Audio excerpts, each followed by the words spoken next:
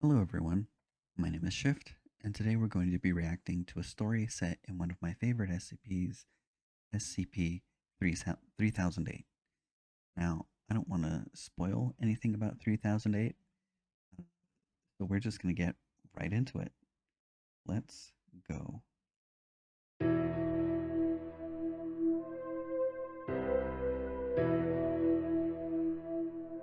On March 15, 2011, Martin Sims was wandering down the streets of Carson, California. His clothes were ragged, he was filthy, and gibbering like a madman with a full beard and long, unkempt hair. His body was covered in scars, but he showed no signs of malnutrition. What made Martin's sudden appearance so remarkable? He'd been missing for 3 years. When he was interviewed by police, they asked him where he'd been all this time. They couldn't believe his answer. He'd been trapped in an Ikea since 2008, but this was no ordinary Ikea. Feels like This was a dangerous IKEA. anomaly that would come to be known Sometimes it feels like I've been trapped in an IKEA for 3 years.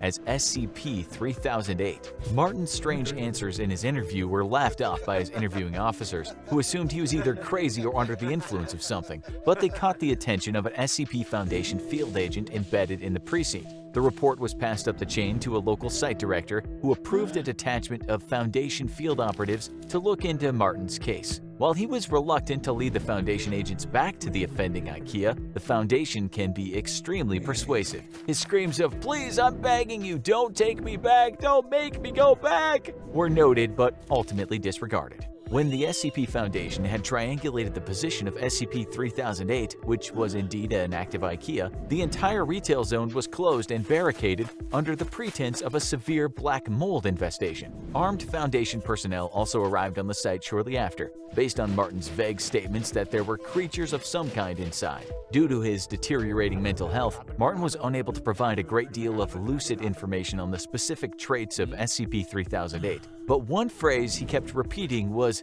"bigger on the inside." Once researchers were satisfied that It's like the TARDIS. It's bigger on the inside.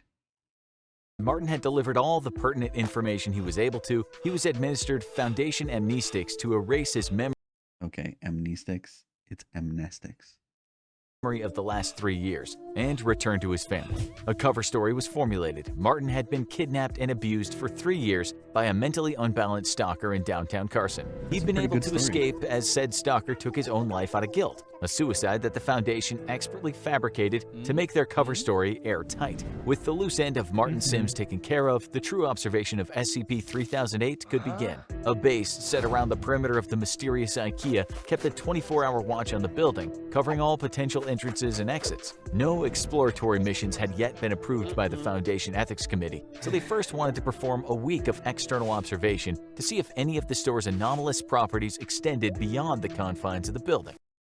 So, according to the original article, the entire industrial park or office park, whatever it's called, where the IKEA is situated, has been purchased by the Foundation. So they just own the whole area around it and have redirected traffic away from it completely. So, in the article itself, no one can actually get to it unless they know that's where it is. So, this is an interesting take on the IKEA in general. After a week of nothing, it appeared they did not. A local site director approved of the use of 20 disposable Class D personnel to explore the interior of SCP-3008. The D-Class operatives would be split into 4 squads of 5 men, Alpha, Bravo, Charlie, and Delta Squad. Each would be assigned a different quadrant of the store and would deliver information back to the control team on site via a live audio and video link. 3 of the 4 teams upon entering the store reported nothing out of the ordinary. Neither the audio or video they were sending back indicated anything different from a standard IKEA store, from the flat-pack wardrobes to the Swedish meatballs. Team Delta, however, suddenly began experiencing a scrambled audio and video connection. Can you imagine going into what is supposed to be an anomalous IKEA, scared out of your mind, just recording and relaying everything you see, only to come out at the exit and realize it was just a normal IKEA the entire time? That's gotta be both the most relieving and the most anticlimactic result ever.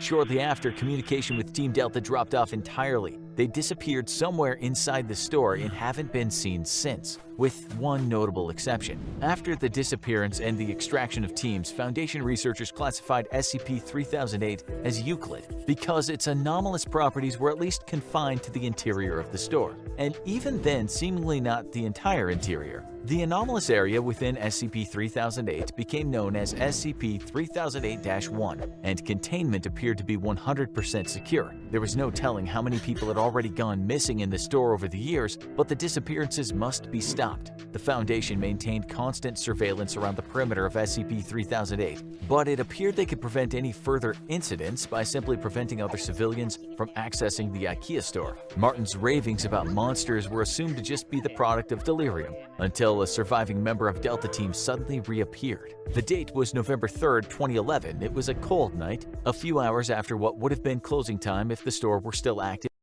Okay, one thing I want to note, it's pretty cool that they aren't redacting dates and stuff. Usually that gets done in a lot of SCP media so that you can't date when stuff is written, but I kind of like that they didn't do it in this one.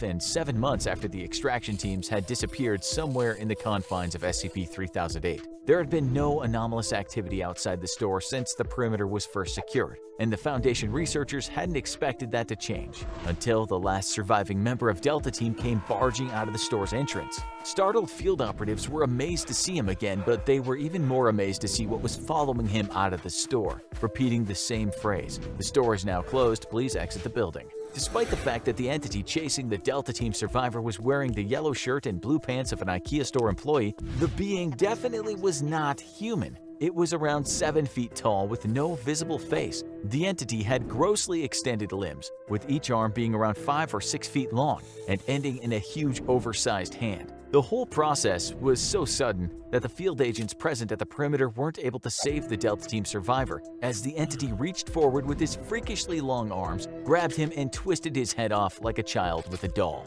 The field operatives present drew their weapons and peppered the entity with bullets. It would later be classified as SCP-3008-2. The being appeared to collapse and die from the physical trauma, at which point it and the body of the former Delta Team survivor were taken for an autopsy by Foundation researchers. There were no biological abnormalities of the body of the Delta Team survivor, so it did not appear that the anomalous properties of SCP-3008-1 had any effect on the physiology of its occupants. He was not malnourished despite being missing for months, and the contents of his stomach looked to be half-digested food consistent with the menu of a typical IKEA store restaurant. SCP-3008- How lucky is it that the IKEAs sell a bunch of different kinds of food?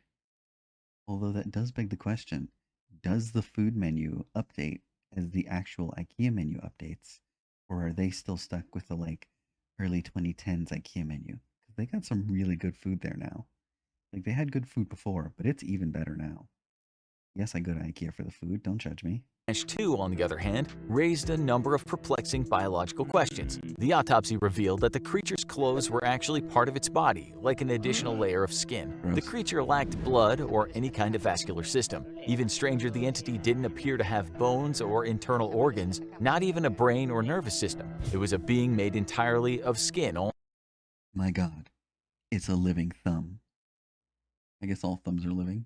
All the way to its core. How it was able to move, or even live for that matter, remains a mystery. Though when you work for the SCP Foundation, you learn to accept that some things will always remain unexplained. One thing was certain though, Martin Sims was right about his monsters. After the incident with Delta Team, the Foundation deemed that sending manned explorations into the heart of SCP-3008 was too much of a liability, and planned a series of drone-based reconnaissance missions into the anomaly. The first of these drones experienced connection issues and failed when attempting to venture into the IKEA's anomalous zone. However, after a lengthy period of trial and error, the Foundation was able to establish a more secure connection with its drones, even when deep into the SCP-3008-1 anomalous zone. It was only then that some of the most extraordinary discoveries were made. SCP-3008-1 seemed to break the laws of spatial reality, as the area of the IKEA's interior was at least an order of magnitude larger than its exterior. Just as Martin Sims had said, it was bigger on the inside, but just how much bigger? The Foundation has yet to find evidence of any physical terminators within the store that might indicate SCP-3008-1 has an end.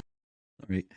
The second he said there's no physical indication of Terminators, I was like, So there's no Arnold Schwarzenegger robots in there, but that's not what they mean. Things that indicate the end of something is what they were talking about. But I just thought it was funny. Point. While an area of at least 10 kilometers squared has been uncovered in SCP-3008-1, it could in theory be infinite. Laser rangefinder tests, which are normally very reliable, have only given inconclusive results. Interestingly, the anomalous area doesn't have any clear visual differences from the rest of the IKEA store, except that it extends forever. An individual trapped within the confines of SCP-3008-1 wouldn't even realize they've entered an anomalous zone until they tried to locate an exit and leave, at which point they'd find they were already hopelessly lost. The It's just like a normal IKEA. geography of SCP-3008-1 does at least appear to be consistent, so people trapped within are theoretically able to retrace their steps and escape if they haven't already ventured too deep. According to data collected during the drone reconnaissance missions, SCP-3008-2, of which there appear to be a vast population, would wander the stores aimlessly during the day. They are unresponsive to the drone's presence and did not appear to be aggressive. While the physical descriptions of these creatures could vary slightly, they all follow the same overall trend. Clothes consistent with an IKEA uniform, no face, either seemingly too tall or too short, and limbs that are grossly out of proportion with their bodies. As the Foundation began sending drones deeper into SCP-3008-1, they found another incredible discovery. There was an unknown population of humans trapped inside IKEA's anomalous zone, and these people had used the IKEA furniture around them to create entire settlements and towns within the store. There were several of these towns, all of which seemed to cohabitate peacefully. Even Foundation personnel found this development in their research to be truly extraordinary. Since SCP-3008 was first identified, there have been only 14 civilian escapes. Some had been trapped inside for months, others had been in there for years, some far longer than Martin's 3-year stint.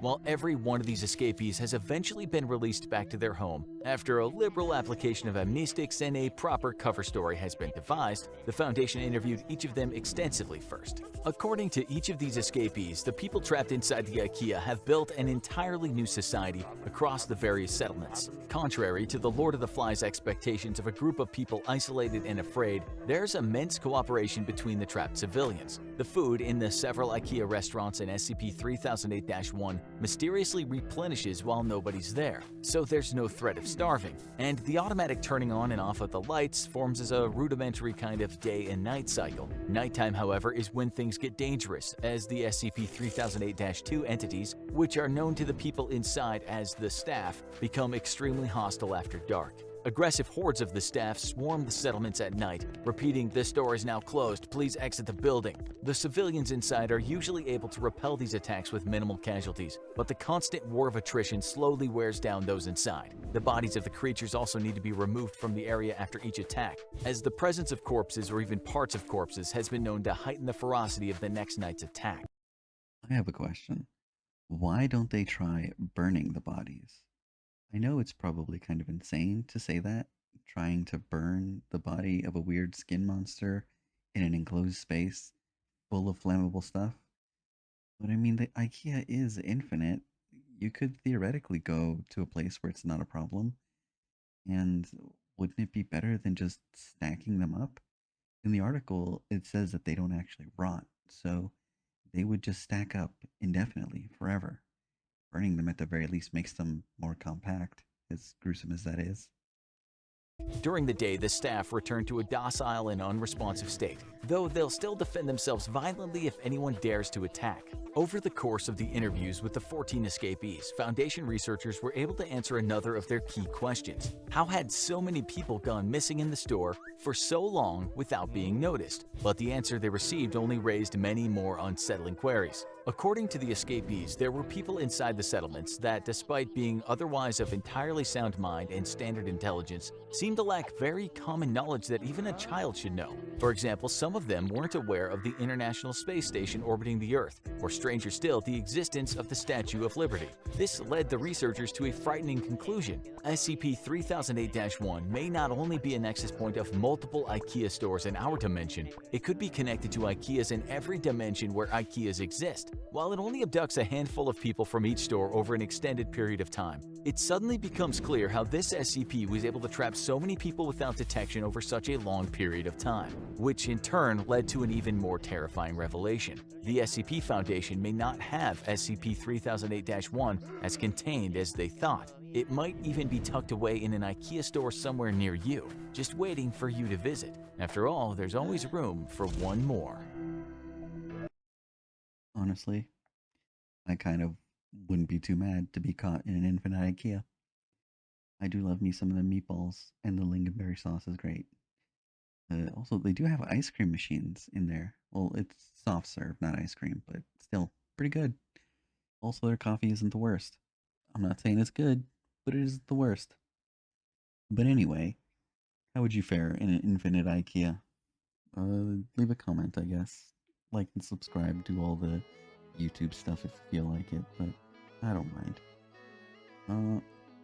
And I think, if I'm doing this correctly, YouTube has a video that you might want to watch next. See ya.